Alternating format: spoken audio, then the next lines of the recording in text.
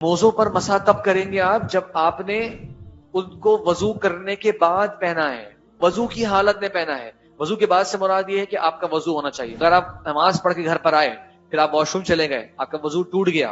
اور پھر آپ جیسے آفس جا رہے ہیں تو آپ نے کہا چلو میں ساکس پہن لیتا ہوں، مسح کر لوں گا اس پہ دن بھر، نہیں،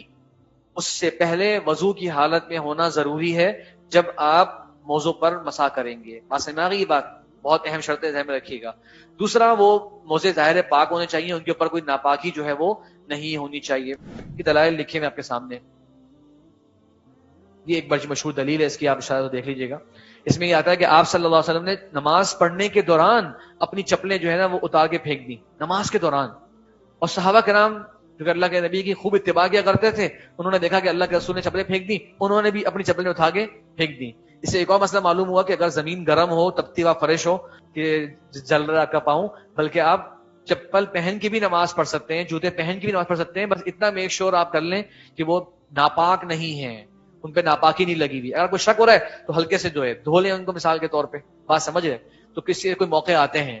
آپ میں سے کوئی مسجد نبوی گیا ہوگا کبھی کبھار، یا مکہ گئے ہوں گے، تو کوئی ظہر کے ٹائم میں اگر تھوڑا لیٹ ہو جائے آپ، تو آپ کو جو ہے وہ صحن میں نماز پڑھنی پڑ جاتی ہے۔ اور مسجد نبوی کا اور حرم کا تو صحن بڑا اچھا ہے، لیکن تھوڑا سا آپ اس سے جب باہر نکلیں گے تو وہ روڈ کے اوپر نماز پڑھنی پڑ جاتی ہے، تو آپ کی تو بڑی سخت آزمائش ہو جائے گی کہ آپ کیسے اس پہ کھڑے ہوں گے دوپہر کے وقت میں۔ تو اس لیے جوتے چپل پہن کے نماز پڑھ سکتے ہیں۔ اب اللہ کے رسول سے جب سوال کیا بعد میں کہ آپ نے کیوں اتارا، تو آپ نے کہا کہ جبریل علیہ السلام مجھے آئے اور کہا کہ آپ کے جوتوں پہ ناپاکی لگی ہوئی ہے، تو اس لیے جو ہے میں نے ان کو اتار دیا۔ یہ واضح ہے، اور صحابہ کرام کی اس میں اتباع کا نظر معلوم ہوتا ہے کہ اللہ کے رسول کی ہر حال میں وہ اتباع کیا کرتے تھے۔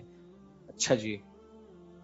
یاد رکھیے گا کہ موضوع پر مسح کا آپشن صرف وضو کے آلٹرنیٹ ہے، غسل کا آلٹرنیٹ نہیں ہے۔ اگر انسان کا غسل فرض ہو گیا تو اب آپ کو موزے اتارنے پڑیں گے، فرض غسل جو ہو گیا اس کے ساتھ آپ کو موزے کا آپشن ختم ہو جائے گا۔ اور آخری بات یہ کہ اس کا جو وقت دین نے دیا ہے اس کے مطابق ہونا چاہیے۔ مقیم مطلب جو آپ آج کل آپ اپنے علاقوں میں رہ رہے ہیں اسے کہتے ہیں مقیم، اس کے لیے 24 آورز ہیں، اور جو سفر کے اندر ہے، شہر سے نکلا ہوا ہے سفر کے لیے، رخت سفر باندھا ہوا ہے، اس کے لیے 72 گھنٹے کی مدت ہے، کیونکہ مشقت ہوتی ہے سفر کے اندر انسان کو بہت مرتبہ، تو دین نے بھی اس کے اندر آسانی رکھی۔ 72 آورز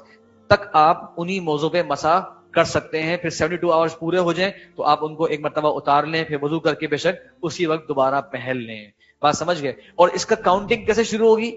دیکھیے، آپ نے فجر کی نماز پڑھی وضو کر کے، پھر آپ نے اس وقت ساکس پہن لیے، آپ گھر پہ آ کر سو گئے، آپ کی آنکھ کھلی ظہر سے پہلے، دیکھیے ابھی تک آپ نے پر مسح نہیں کیا، نوٹ کر رہے ہیں؟ آپ نے وضو کیا تھا، پھر موزے پہن لیے تھے،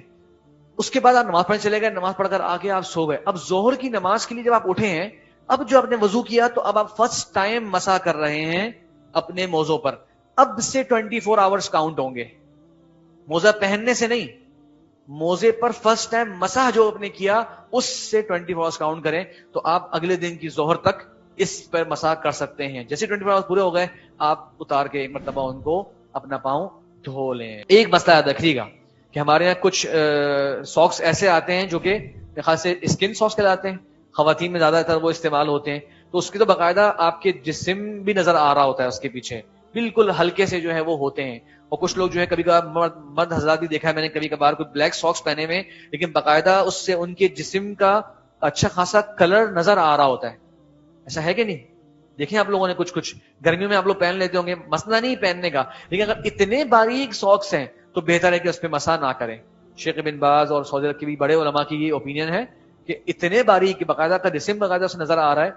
اس طرح کے ساکس کے اوپر مسح نہیں کرنا چاہیے، کیونکہ تھوڑی سے کم از کم وہ کپڑا تو ہو نائلون کا یا کاٹن کا کہ وہ آپ کے جسم کے بالکل بھی کوئی حصہ نہ دکھا رہا ہو۔ موزوں کا مسح جو ہے وہ اوپر سے ہوگا، آپ اپنے دونوں ہاتھ ہلکے سے گیلے کر لیں اور مسح کرنا ہے، پانی نہیں پھینکنا ان پہ، ہلکے سے گیلے کر لیں آپ دونوں ہاتھ، اس کے بعد اپنے دونوں ہاتھوں کو ایک ساتھ اپنی